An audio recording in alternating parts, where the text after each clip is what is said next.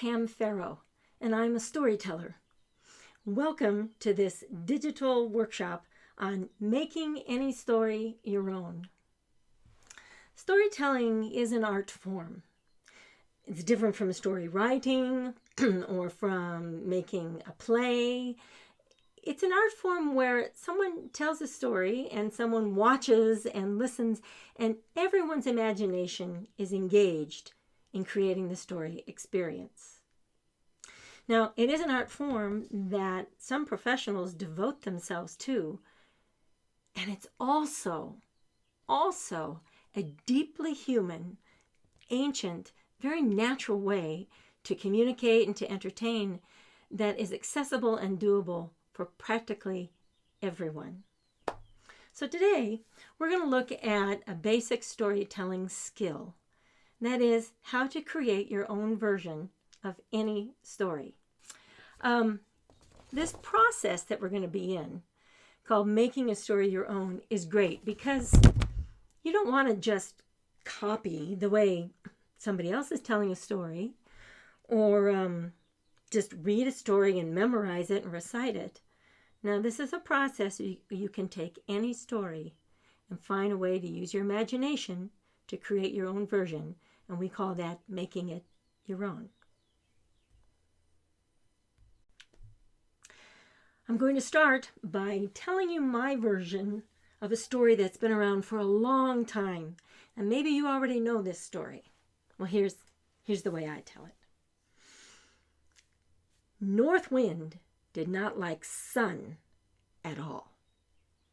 In fact, Northwind loved the coming of winter because as winter approached, Sun, that old spoil sport, would be showing his yellow face in Northwind's neighborhood for shorter and shorter amounts of time, and he'd be traveling further and further off to the south. And this would leave Northwind with many hours of darkness to do whatever he pleased.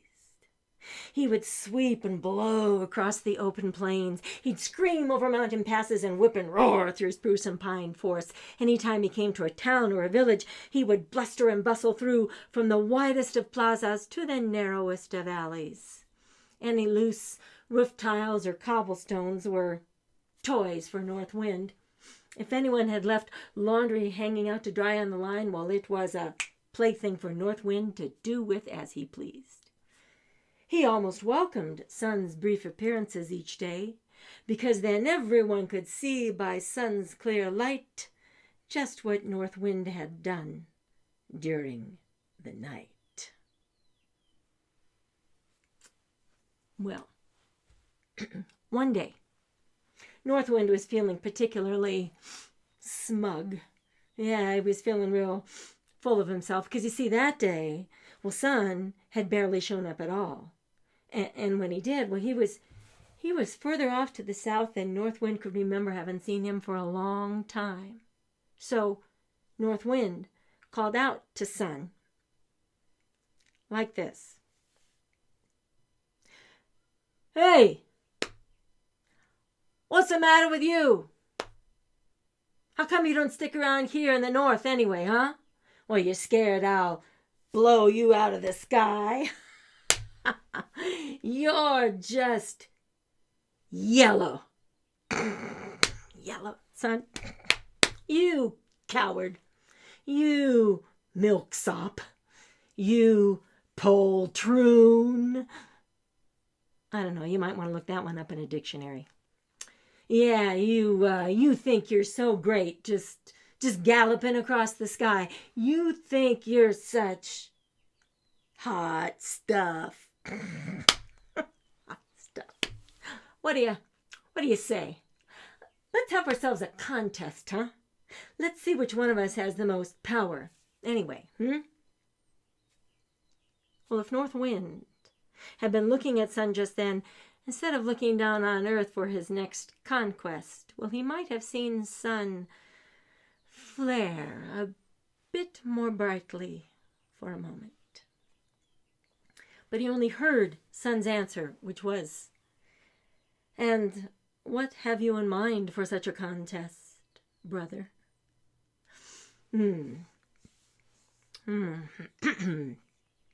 Aha, aha, I see. You see that horseman down there? Oh, maybe you can't see him 'cause you're too far to the south, brother.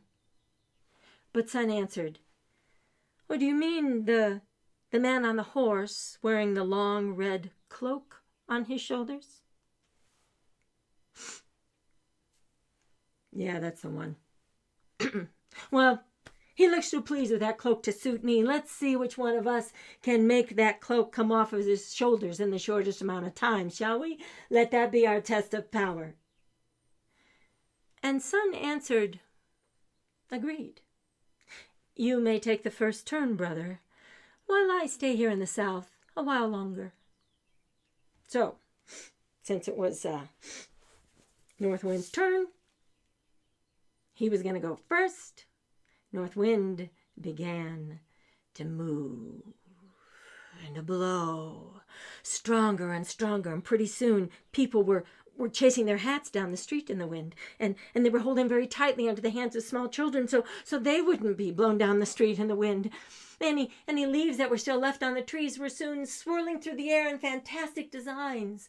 All of the animals began looking for shelter from the growing wind. The dogs crawled under porches and went behind barn walls. All of the cows, they began to moo and to bump nervously against each other. All of the people went into their homes, and they shut their doors and windows tightly against the growing force of the wind. Why, even out in the harbor where all the ships were anchored, the waves were whipped to such a height that many of the ships were overturned and sank. But the harder north wind blew, the more tightly that horseman held his red cloak onto his shoulders.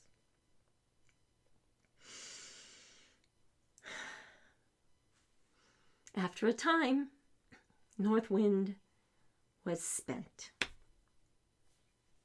and it was Sun's turn. Sun, of course, was still in the south, but as it was his turn, Sun began to move, and he came closer and closer to Northwind's neighborhood. And as he came, he sent his warm and gentle rays down to the earth below. And as they touched, wonderful things began to happen. Small green plants began pushing themselves up out of the warming earth. Flowers of every color and description appeared everywhere. Insects came out and hummed and buzzed and moved all about. All the animals came out of their hiding places and either played or took a nap in the sun, whichever they wanted. The people, they threw open their doors and windows and they stepped out into the sunshine, and they talked and they laughed and they worked and they played. And the horseman, of course, you remember the horseman. Well, in all of that warm, warm sunshine, that horseman grew hot. And he stopped his horse by a riverbank. He got down off of his horse. He reached up with one hand and he removed his cloak from his shoulders. And then he took off the rest of his clothes and dove in for a swim.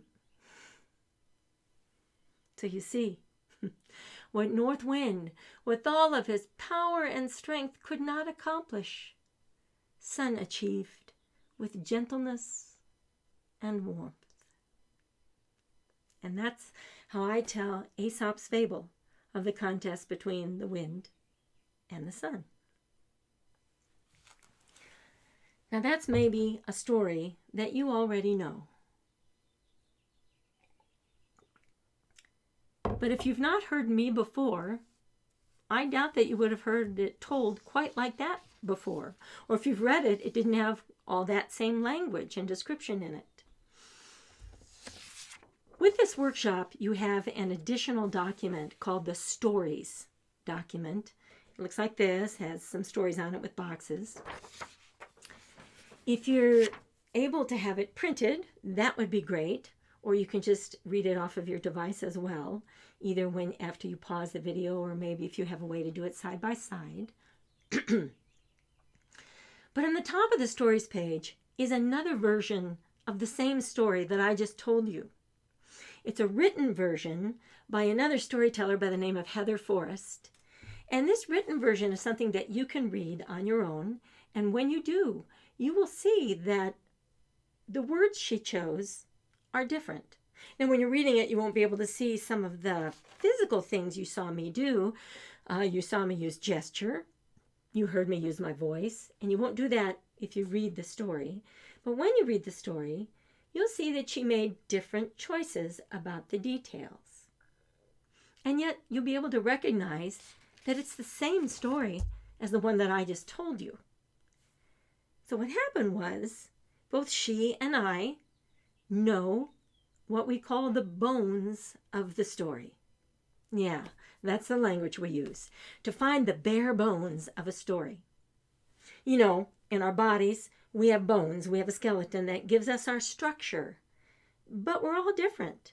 In addition to bones, there's muscle and skin and hair and clothes and maybe jewelry or tattoos. We're all different. But the bones is what give us our structure, So a story has what we call the bare bones. And that, one way to think of it is maybe the fewest number of sentences that you could use to tell what happens in a story.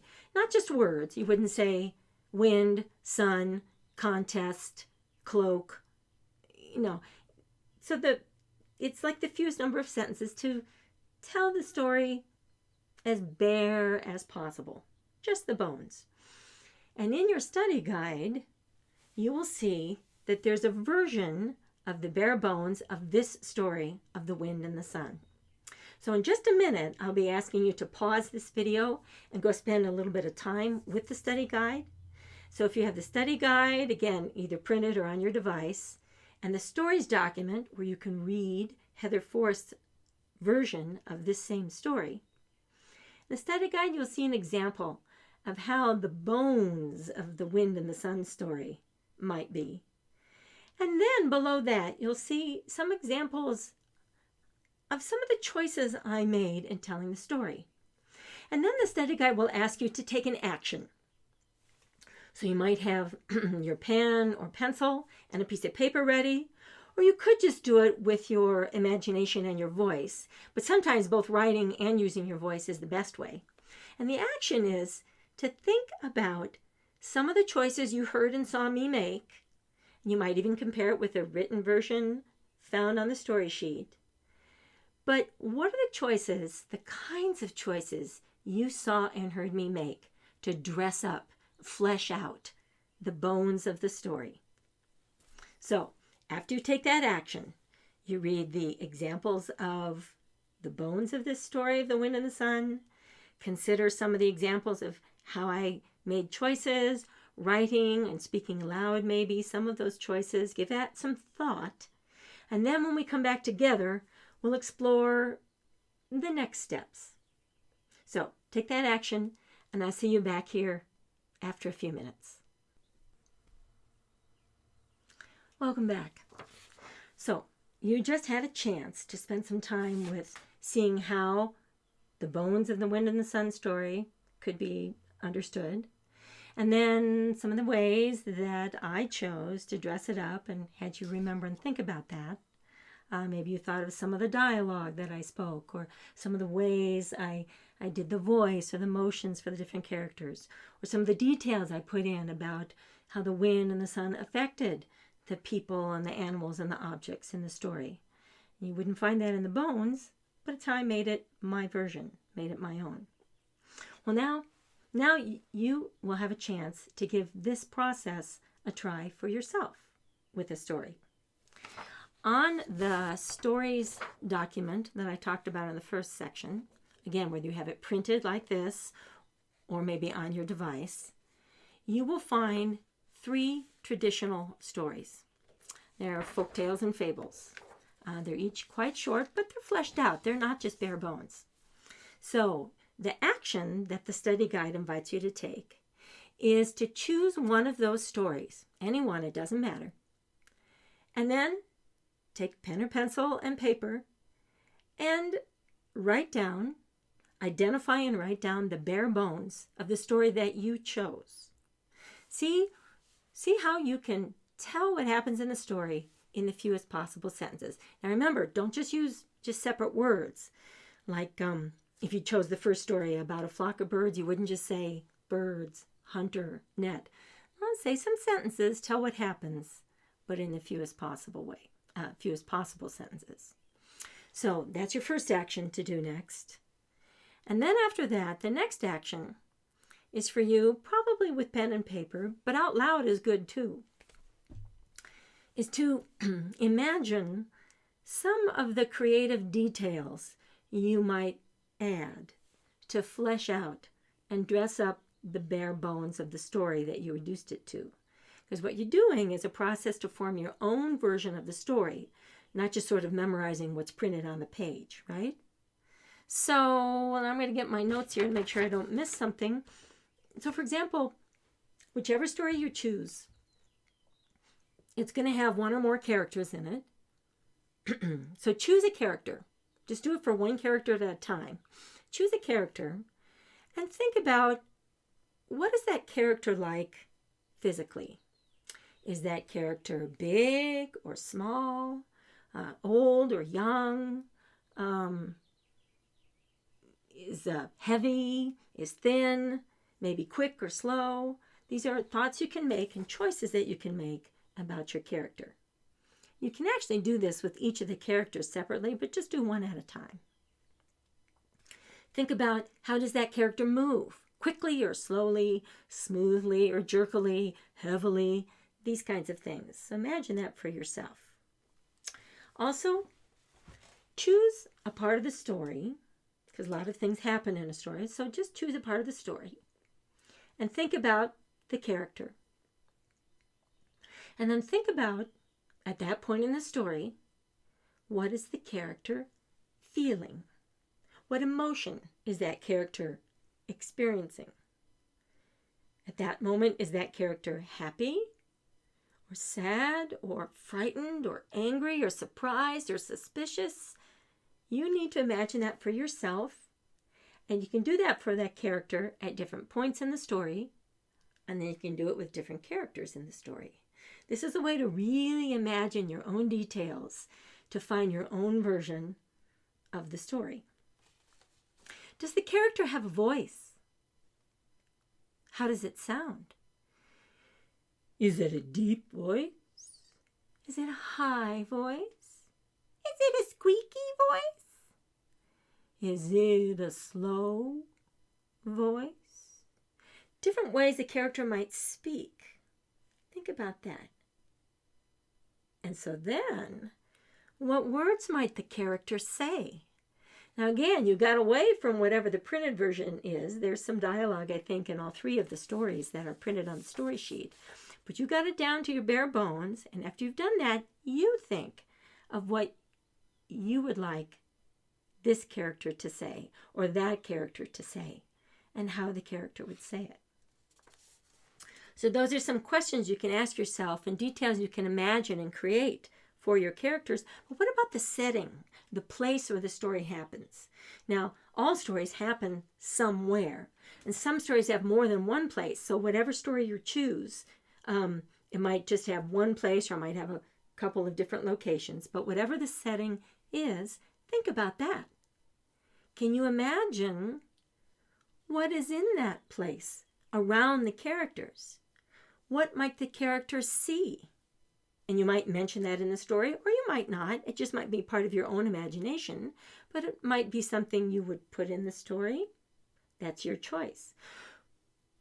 What might be in the setting that you could hear, or smell, or feel? These are questions you can ask yourself and details you can imagine to start fleshing out and dressing up the bones of your story. So whichever one of those 3 stories you choose, go through this process, these 2 actions listed on your study guide, and it will be a way to create your own version. Then comes the best part. Whether you write it down or not, speaking these, because storytelling is telling stories. And so I encourage you to find someone to speak to try out your ideas with, or to try out the version you're in the process of creating with. Maybe a family member in your home, maybe a friend online, maybe even to yourself in a mirror. That can be helpful. I know some people who have even practiced their stories with a stuffed animal or a pet. So any of those things, it's good for you to use your voice in practicing some of these choices that you're making.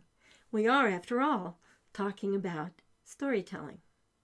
So after you have a chance to practice some of that, then you'll come back here for the 3rd and final segment of the video, and we'll talk some more about what you've done and what you might do with it in the future going forward. So go have some fun.